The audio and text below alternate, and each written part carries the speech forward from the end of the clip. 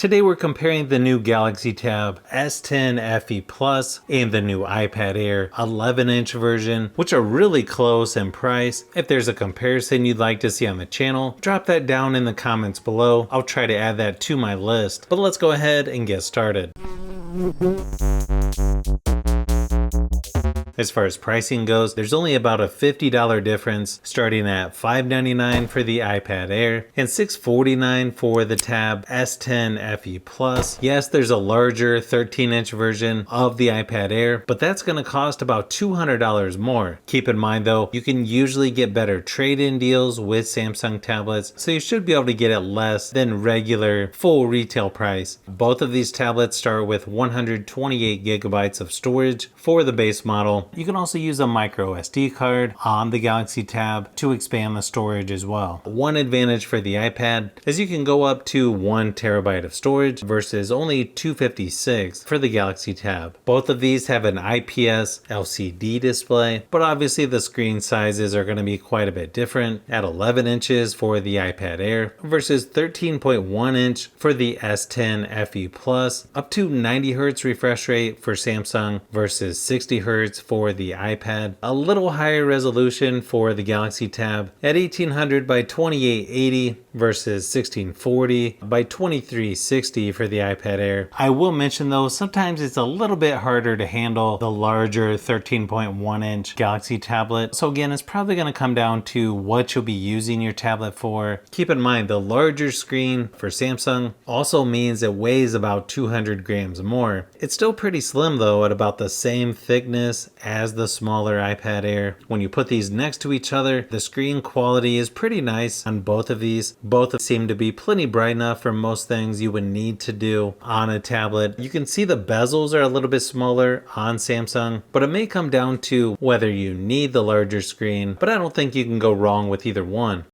One advantage for the Galaxy Tab is going to be battery life. It lasted 2 hours longer in my typical battery drain test at 100% screen brightness. So if you want the tablet with better battery life, you'll want to go with Samsung, but both of these should last a couple days with the mixed use, especially if you turn the screen brightness down. One advantage with Samsung is you get up to 45 watt fast charging, where the iPad is about half of that. Now the software is obviously going to be a little bit different on both of these, considering Samsung is on Android 15, the iPad is on iPadOS 18 as of this video. Nice thing is you've got Samsung DeX on the Galaxy Tab versus Stage Manager on the iPad. If you want to be a little more productive, I probably lean towards Samsung DeX a little bit more, but obviously that's going to be a personal preference. You can also do split screen and multitasking on both of these. It also may come down to which apps that you need to use, because not all apps out there are going to be available on both. But the good thing is you've got the S Pen included with Samsung, where you have to pay extra for the USB-C, Apple Pencil, or Apple Pencil Pro for the iPad Air. Probably personal preference on which one is better. I probably lean towards the S Pen. I also like that you don't need to charge the S Pen on the S10 FE Plus, but it's just nice to be able to draw, take notes, or just move around the software, considering both of these have pen support. You've also got a fingerprint scanner right on the power button for both tablets. One advantage for the iPad is you get video out, so you can use an HDMI adapter to connect to a TV, projector, or external monitor, where I'm pretty sure Samsung leaves that off to get you to upgrade to their regular Tab S10 series. One nice thing about the software is you get 7 years of software updates on the S10 FE Plus, and typically you get about 5 years or more with iPads, even though they don't actually advertise that.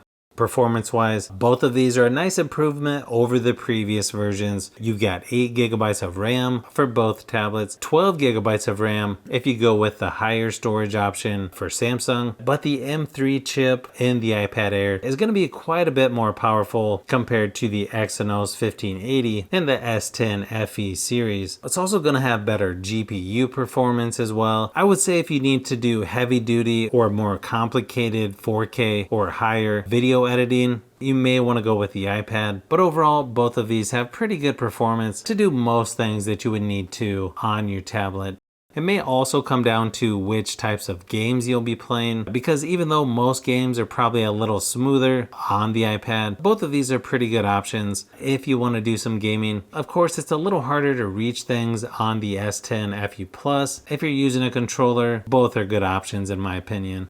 When it comes to the speakers, you've got one on each side for both tablets. Even if it looks like more on the iPad, those extra holes are just for looks, sort of like what you see on newer cars where it has the fake exhaust openings on the back. I think Samsung probably sounds a little bit better, but here's a quick sample of each just to see if you can tell a difference.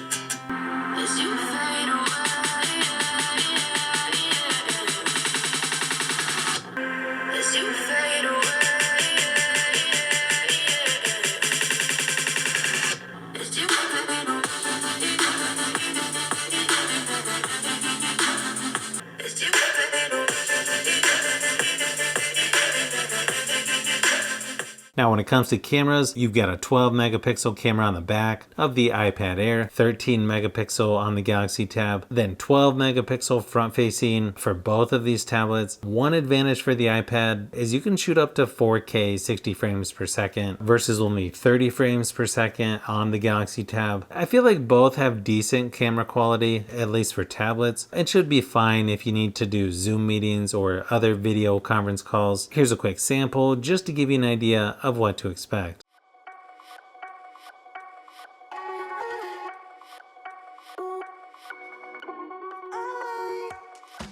So as you can see, there's quite a few good features and specs, regardless of which tablet you go with. I think the main reason to go with the iPad over the Galaxy Tab would be if you need the extra performance, or if you just like iPad OS better than Android. I do like that the S Pen is included with Samsung though, and it's pretty tough to beat 7 years of software updates. I also like that you can get the larger version of the Galaxy Tab for about the same price as the smaller iPad Air. So again, a lot of this is going to be personal preference, but if you like tablet comparisons, I've got a lot more that I'm working on as usual, so you'll want to keep an eye out for those upcoming videos.